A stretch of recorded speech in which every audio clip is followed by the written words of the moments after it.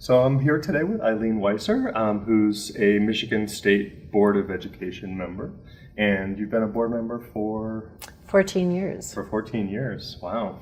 And through very, I'm sure, different administrations and different board makeups. And so one effort that you've been working on is a initiative called Top 10 in 10.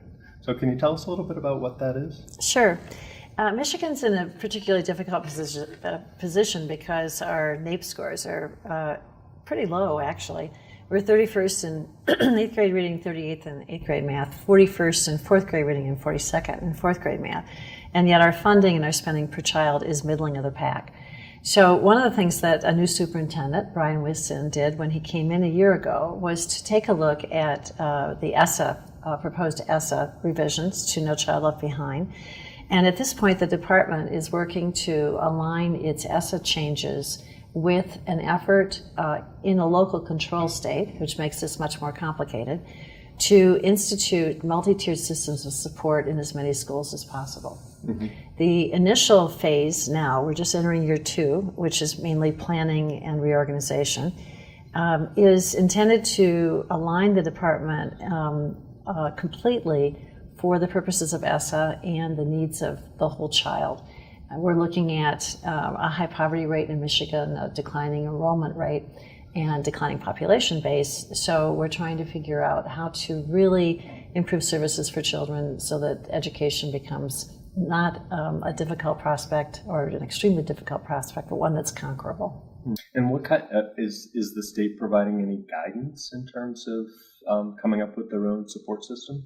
So the initial phase, which we're just starting now, which is not been staffed yet and still doesn't have selection criteria for the schools who are going to be chosen, is looking at taking 3 districts, which have a broad spread of types of schools, urban, suburban, and rural, mm-hmm. and taking 25 schools in 3 districts to watch, nurture, support, encourage, and educate staff and how to do these initiatives and assess them, be able to come up with good data that shows which implementations worked.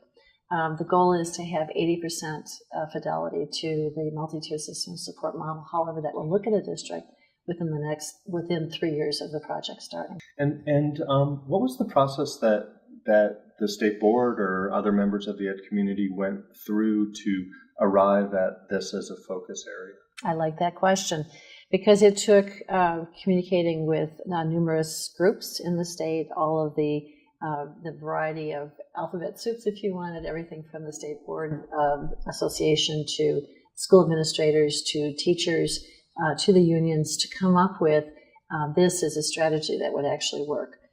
So that and the biggest difficulty is reorganizing the department because we don't write curriculum and we don't provide supports like this. So thinking that through with the reforms that are offered, the possibilities that are offered in ESSA is the biggest strategy that the department is undertaking, and it's taking quite a bit of energy. Are there things that you've learned that you think would be valuable to share with other policymakers in other states? Well, I don't think you can force education reform on anybody. And I think the teachers in Michigan are very tired, as they are, I know, in other states, of constantly shifting sand. So we're hoping that this, which allows schools to define what they wish to do, will be a good system. And I would recommend that to everybody. I think that's really important. I think that we need to honor teachers, and I'm not sure that we have found a way to do that yet. We are asking them for more and different results, but I know that they feel that they're being blamed.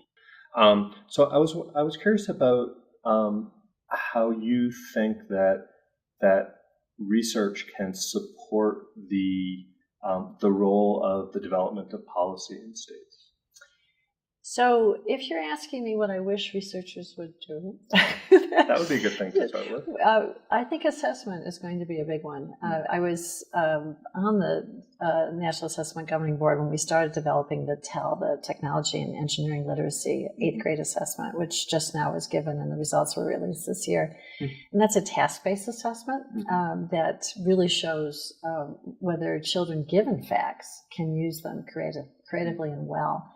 I would like more research and thought to be centered on how states can do that.